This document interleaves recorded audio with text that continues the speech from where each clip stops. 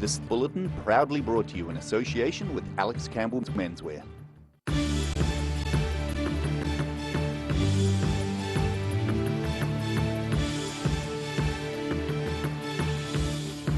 Tonight on the South Today, junior doctors all over the country go on strike, and it's affecting more than 500 patients in the South alone. A poet explains why Dunedin shouldn't become complacent about its City of Literature status. And a much-loved puppet display is about to get some TLC due to its formal inclusion in a museum collection.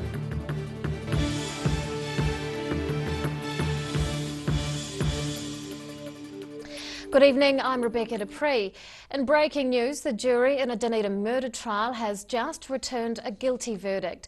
21-year-old Dunedin resident Alexander James William Merritt has been convicted of the crime and will be sentenced in due course. He denied murdering his 51-year-old work supervisor Karen Ann Ross in early December last year. The victim's body was found at Spotless Cleaning Services where the pair worked. Merritt's mother also worked at the Strathallan Street Company and was the one who found the victim's body. The jury began deliberating at lunchtime today following 2 weeks of court submissions. The verdict was announced just after 5 p.m. Resident doctors walked off the job throughout New Zealand at 7 o'clock this morning, beginning a 48-hour strike. The Resident Doctors Association is fighting for safer hours, saying patients and resident doctors are currently at risk. But the action is affecting more than 500 patients in the south. A 48-hour strike by the nation's resident doctors began at 7 a.m. this morning when night shift staff clocked off. Among them was Resident Doctors Association Otago spokesperson Nick Erskine. He admits strike action is a blunt tool which has affected many people. However, the association believes lives are at threat under current conditions.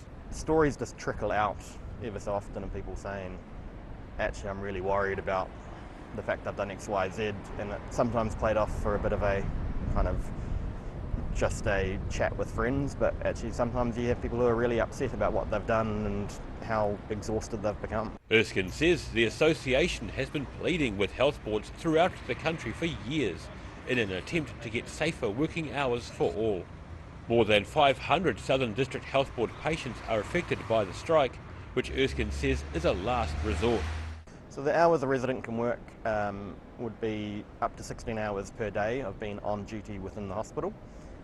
And you can work up to 12 days in a row, so that's covering the weekend and then just rolling straight back into another week. And then the maximum of night shifts you can do in a row is 7 in a row, so you can do an entire week working 10 hours per night. When choosing a career in medicine, people study for 6 years before starting work as a resident doctor. Then sometimes the pressure, long hours and stress is just too much. Absolutely, so we have people who entirely drop out of medicine throughout their training. We have people who drop out of their specialist training to change to a different field because they find the work too hard and too stressful. And it's a real shame. You go through 6 years of medical school at least, and then up to 10 years of being a resident doctor, and then only to say, it's too much, I'm out of here. Some non-unionised resident doctors are working through the strike to ensure patient safety. Elective procedures have been postponed for the 48-hour period, and consultants or senior medical professionals are covering shortfalls in patient care. The major southern DHB hospitals at Dunedin, Waikari and Invercargill are the most affected in the south. Resident doctors are due to return to work at 8 a.m. Thursday morning. Daryl Baser, The South Today. Dunedin must not rest on its laurels in respect of its UNESCO Creative City of Literature status. That's the message from the literary executor of one of the city's great authors. And he says there is a wealth of written material locally to support the next generation. Honouring a literary great, Dunedin poet Alan Roddick is remembering the late Charles Brash in Prospect Park, where the writing icon used to sit. Now a plaque is in his place, featuring his poem about the clearing. Roddick says it's important for Dunedin to actively align itself with its UNESCO Creative City of Literature status. Potentially the City of Literature designation could be lost. We might not live up to the expectations one of these years. I hope that won't come true. Roddick first published poems as a teenager and caught the attention of Brash, who made the prodigy his literary executor upon his death in 1974. Roddick was tasked with sorting through boxes filled with material, much of which was left to the Hocken Library. Among the treasure was Brash's diary spanning about 4 decades. In his diaries, he let himself go with opinions about other people and speculations and comment and those kinds of things. And he didn't want to embarrass people whom he had commented adversely on in his diaries while they were still alive. So he put them under embargo for 30 years after his death. He says the content revealed by the lifting of the embargo in 2003 wasn't as controversial as some had expected. But the diaries proved to be every bit as valuable as hoped. There's a wealth of literary history because he was tremendously well connected with all sorts of writers, painters, musicians, composers, not only in New Zealand but in Australasia and around the world. Roddick says Dunedin's City of Literature status is good for the university and resident writers. He says the local public libraries are a tremendous resource among many other assets helping the next generation of authors. Rosie Mannins, The South Today. Ground testing is underway at the site of a planned 5-star hotel in central Dunedin. Geotechnical investigations at the Philil Street site have just begun as contractors seek to explore the condition of the ground. The 18-storey complex would be Dunedin's first 5-star hotel. It's expected to cost up to $75 million. Developers have signed a memorandum of understanding with the Dunedin City Council. They're getting exclusive rights to pursue the purchase of the site, which is within the council's Philil Street car park. A decision on whether to build is expected by the end of the year. A beloved Dunedin attraction that's entertained families for decades is getting some extra care. Toitu Otago Settlers Museum has placed the Pixie Town display into its formal collection. And because of that, the conservation work will help retain its charm for future generations. Conservators at Toitu Otago Settlers Museum have been busy tending to the ageing mechanical Pixie Town display units. It's a well-loved piece of history that's entertained generations of families at Christmas, and now it's part of the museum's collection.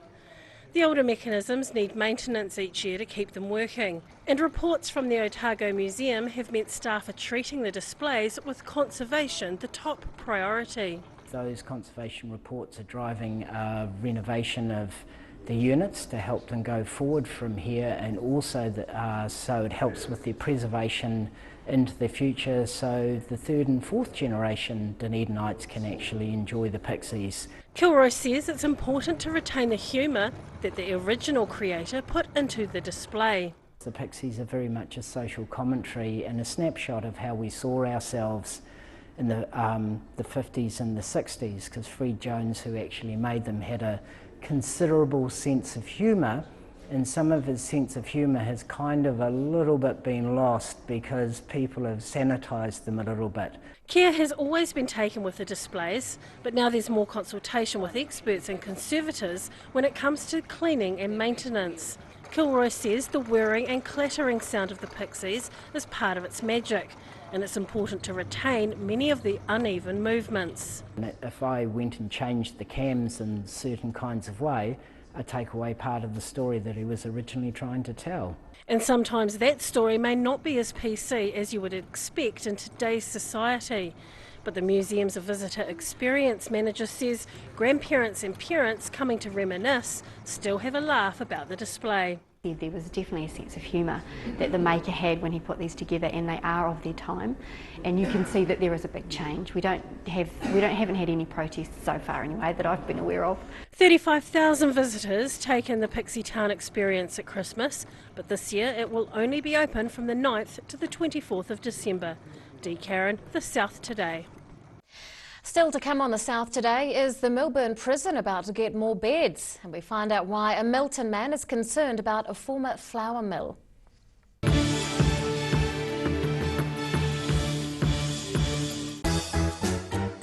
Every reason, every season, we're proud to dress the region. Alex Campbell Menswear, it fits.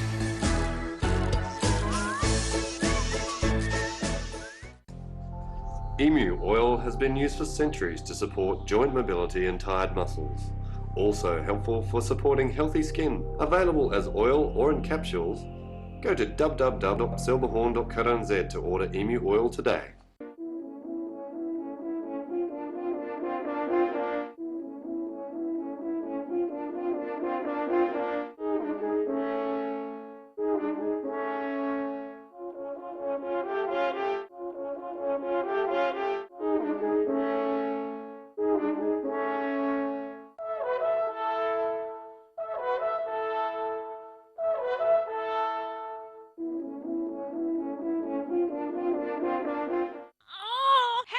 Don't suffer in silence. Call Sunny Chin, Chi Master Body Technician for structural, muscular, emotional bodywork. Phone 03 4250 606 for all your pain relief. When it's time to say goodbye to your pet, Heaven Sent Pet Cremations are here to help you through this difficult experience. Call Heaven Sent Pet Cremations today for their care and guidance. Phone 489 2274. We need your help to rebuild our animal centre urgently. Please give a little today.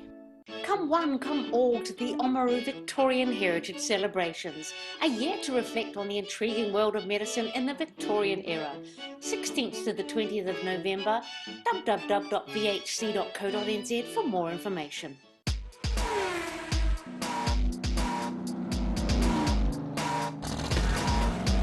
Put your seatbelts on for this one and rev it up. Thursday night is Motorsport Night. Proudly brought to you by multi-award-winning Garrador.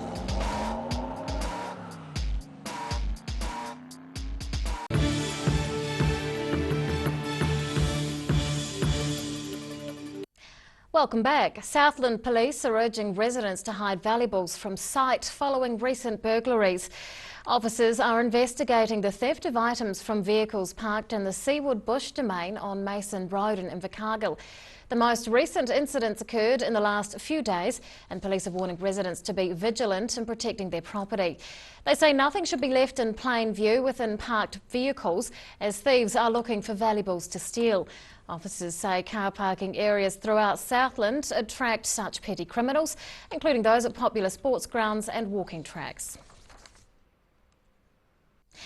The government is spending about $1 billion adding extra beds in prisons throughout the country. None of the 1,800 new beds are being allocated to the Otago Corrections Facility. At the last count in September, there were 465 prisoners at the Milburn jail. They made up just under 5% of the country's total inmate population. There are currently almost 10,000 prisoners nationwide, and the government says that number is growing faster than expected. Double bunking is being increased in Northland, a new block will be built at Mount Eden, and the Waikato's new jail is set to be expanded. After the break on the South today, the state of a Milton building raises concerns, and we'll take a look at weather for Wednesday.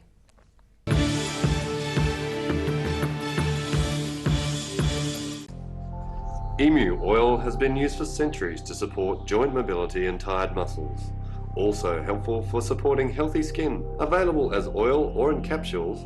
Go to www.silverhorn.co.nz to order Emu oil today.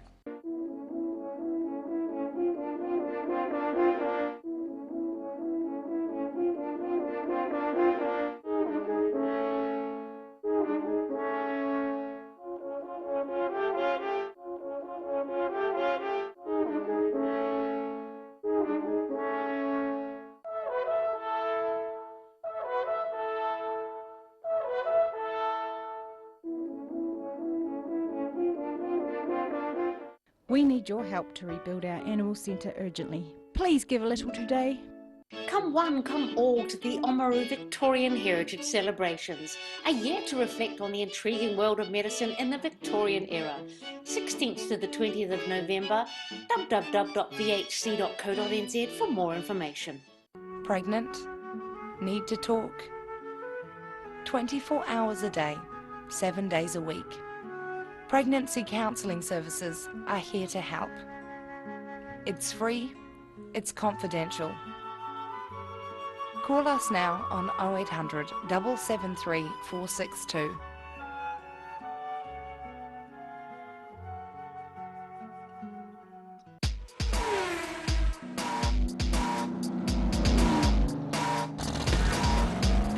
Put your seatbelts on for this one and rev it up. Thursday night is Motorsport Night. Proudly brought to you by multi-award winning Garrett.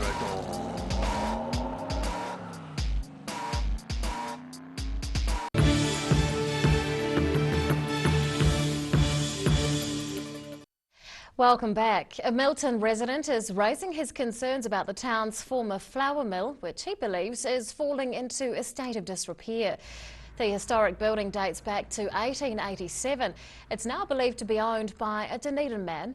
Milton resident Jason Walker can see the property from his home and says it appears the section of the old mill's roof has collapsed in recent weeks. He's hoping something is done to prevent the complex from being neglected, as he says it's of significance to the town. And now recapping tonight's top stories on the South today. Resident doctors are in the midst of a 48-hour strike, which is affecting more than 500 southern patients. Dunedin's status as a UNESCO Creative City of Literature is in the spotlight, with local writers encouraging future generations. And the beloved Pixie Town displays are getting a bit of maintenance ahead of Christmas, now that they're part of Toitu's permanent collection. And we're now going to take an in-depth look at what's available in tomorrow's Otago Daily Times. We're joined by Phil Somerville. Good evening. Yes, hi Rebecca. So the sample for tomorrow, starting on the fresh pages, the main feature caught my eye. It was about eating insects. Apparently it's the latest hype around the world. Those insects are so common, of course, but it's not just the yuck factor that puts some people off. So I started reading that with interest before I came in here. It's come with recipes too. You can make cricket ice cream. It's cricket, the insect, not the sport. Have you ever partaken in a spot of insect eating? I've avoided it. I must say, even in France, my people with me were happy with the snails, but I was even a bit weary of that. So I'm not that adventurous. Perhaps you are. No. No. Heck no.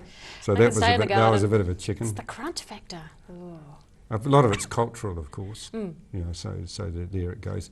Inside the fresh pages, of course, there's the usual columns, but there's also other more conventional recipes, soufflés and things like that. That sounds more like my style. It does indeed.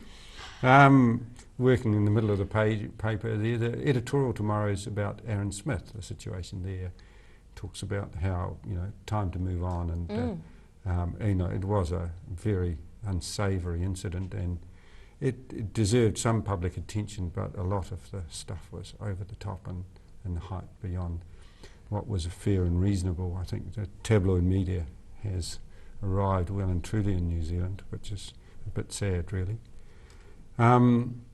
The murder case, with a verdict just having come in, our court report has written background features about Mr. Merritt and about the Spotless and the situation, and there's lots of, he does it well, there's lots of interesting reading there. Story at the moment on page 1, and then page 4 and 5 features there.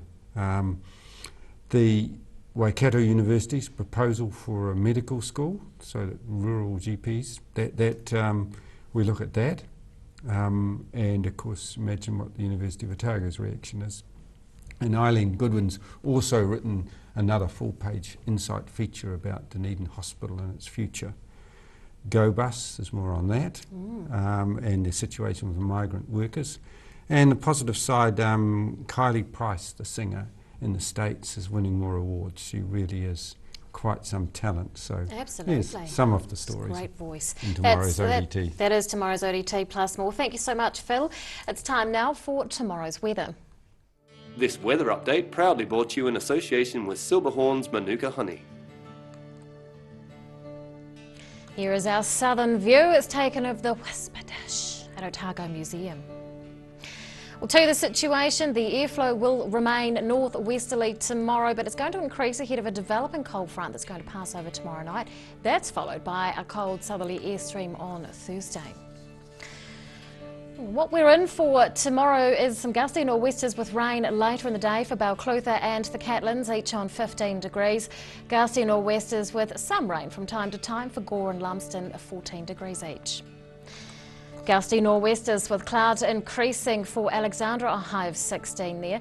Nor'westers for Queenstown with late rain, same thing for Wanaka as well, 15 degrees each. And gusty nor'westers in Te Anau with rain and a high of 14. High clouds increasing with northerly winds for Oamaru and Timaru tomorrow, looking pretty warm though. Nor'westers with late rain for Omarama and Twizel, both on 15 degrees. And Dunedin this evening, fine, with a low of 10. Tomorrow sunny periods, high cloud though will increase later in the day. Nor'west winds will be there, although strong sou'westers will take over at night with some rain. A high of 20 we can look forward to. On Thursday, cloudy with showers and cold southerlies, clearing up at night. A high though of just 9 degrees, quite the swing. In Invercargill tonight, mostly fine with gusty nor'westers and a low of 9. Tomorrow, cloud increasing with rain developing during the afternoon, and it could be quite heavy from evening. Northerlies at first will tend southerly throughout the day with a high of 14. And on Thursday, cloudy with showers and cold southerlies, clearing at night, another cold one with 8 degrees. And that is news from around the south today. We'll see you again tomorrow. Good night.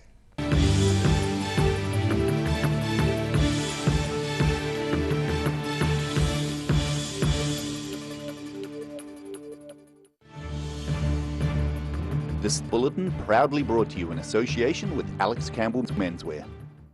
Supporting local content so you can see more of New Zealand on air.